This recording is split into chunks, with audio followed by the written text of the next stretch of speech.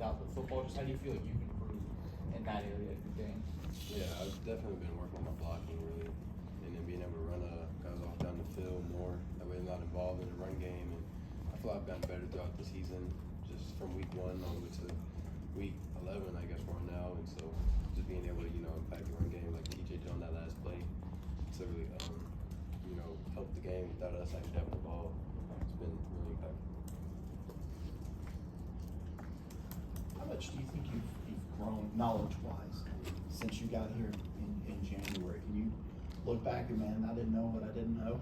Yeah, of course. I mean, when I first got here, I barely even knew what defensive coverages were and barely even what defenses do. I thought it was just mainly, zone or man. But now I can, distinguish what coverages are and being able to read it on the field and in live time and being able to grow in that aspect of knowledge and also being able, being like, I guess, savvy in my routes and making sure even after the ball snapped, just reading what the defense is doing, being more reactive whenever my routes, and just, I say being here in January to grow my knowledge, especially being here early, more than just coming in the fall, and so that's helped me a lot in my knowledge. Who's helped you out the most with that, learning how to study film and learn defenses? Who sat with you the most to do that? Pretty much Coach Grisham. He's been a great teacher for receivers, especially this year, I feel like he's taking it real personal. Coming off the year they had last year, he's taking it real personal and helped us a lot this year, especially with going into the season. He really wanted us to focus on, being the guy, being the person for the team. So he's sat with us a lot more than I would have initially thought. And so just being with him and being with the assistant coaches to him, they really taught us a lot.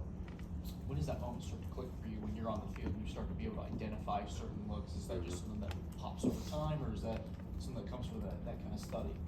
Yeah, it definitely comes from over time, but also, going into the season, you got to watch film more.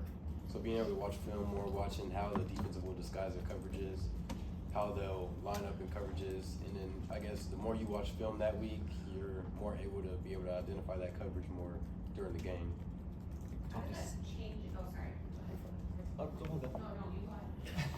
I think we talked to Sammy Brown last week, talking about just there's an art to studying film. Have you sort of seen that as you progressed here in your first year, starting from January to now? Yeah, for sure. You got to take in a lot of things. You got to take in the defense as an entirety, what their tendencies are, if they play the run fast or if they, drop back. And then also, your man-to-man study film, watching the coverages, watching the DBs, how they play, if they shoot with their inside hand. And then if they do, if you find a weak spot in their game, you can really take that to their advantage. And then just being able to, I guess kind of knowing how to play that DB and what can kill him and what can't. Are you comfortable? I know sometimes in the air raid, the quarterback and wide receiver can read what a defender's doing, a safety or a corner. And maybe the play says you've got an option to go a 9, on a go, or a 7 to a corner. Yeah. Do you have that? Do you have that kind of confidence now? Yeah. I feel like I've gotten pretty good confident in reading. They make it very simple. If DB's bailing or not. Just being able to know what to run and taking a lot of DBs are going to press you and then back up real fast, and so you got to be able to read that, just read what they're doing. So I feel like I've gotten a good reaction to knowing what to do whenever the DB shows after the snap.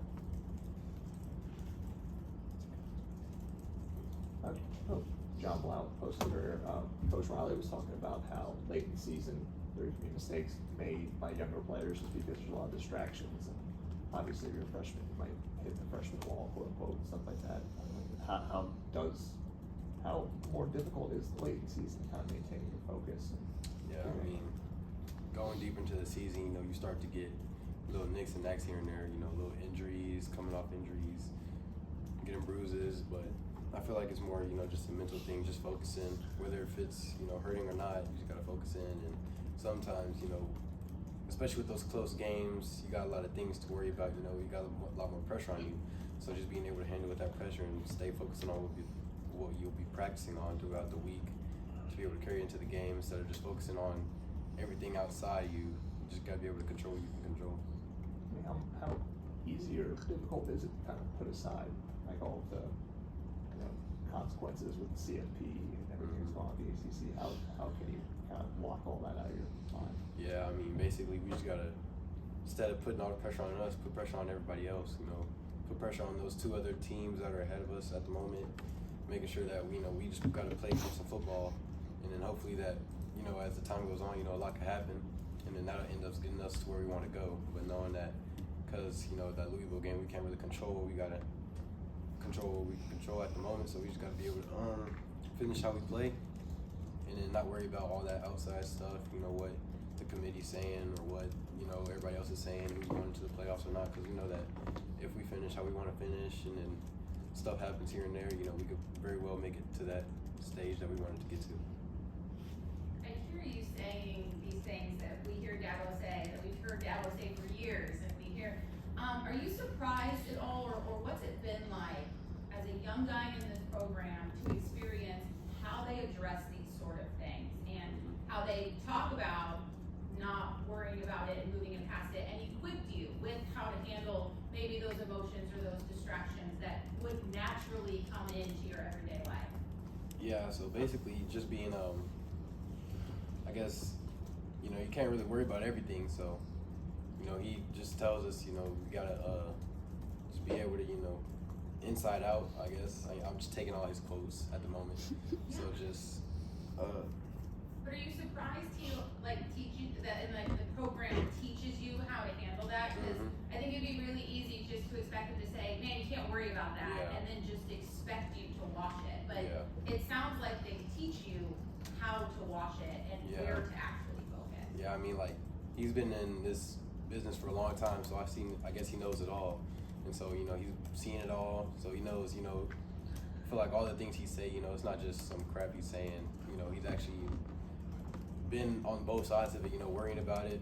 I'm assuming it gets to him and then not worrying about it, and it works for him. So, you know, the stuff that he tells us, you just gotta know how to apply it and then just trust him, and knowing that, you know, he's a real God faithful man, and knowing that the stuff that he says, you know, comes from the Bible, you know, it's biblical. So I feel like, you know, the stuff he says is trusting. And so whenever he equips us with the stuff, tells us, you know, what to do, what not to do, what to look at, and then I know that it'll be best for the team. Has it been helpful that Yeah. you navigated this? Yeah, for sure. I mean, the stuff that he says in team meetings and whatnot, you know, the way that he talks to students, and not just students, but his athletes, you know, it helps us, you know, stay focused on what we want to do and the goals that we want to get to. Yeah. You've been at it for a while now, but just to go from high school, where kind of you are the guy to being in such a deep rotation here, how much of an adjustment is that? And do you feel like you've kind of settled into knowing that, hey, I'm not going to maybe play like 60 snaps every game. Maybe it's more like a 25 or 30, but kind of being impactful on Yeah. those plays. I mean, yeah, definitely going from high school, you know, being in like 100% of the time, going to college, you know, they got guys that you can roll in, you know, they got guys all around the depth chart. So, I mean, guys get tired, and so we need to be able to have that depth to roll in. And just, I mean, I know that we got all the guys on the depth chart have been making plays all year, so we just got to take the opportunities that we get and make sure that we make the most out of them, and just being able to, you know, that we like make coach play you, make coach, you know, not want to take you out the rotation, because you know that if he does, you know, you're one of the best players, so you got to be able to step up in there. But yeah, I've just been trying to prove myself to be one of those guys that needs to be in that on the field most of the time. So I'm just going to keep on working on that. You talked about mix and match, just the weight that you're really intentional about putting on before this year. Do you feel like that's kind of helped you throughout this season? One more time. The weight that you put on, like in the off season, that's kind of helped you just durability wise this year, Yeah. like a full college season. Yeah, definitely. It's been real helpful to be able to, you know,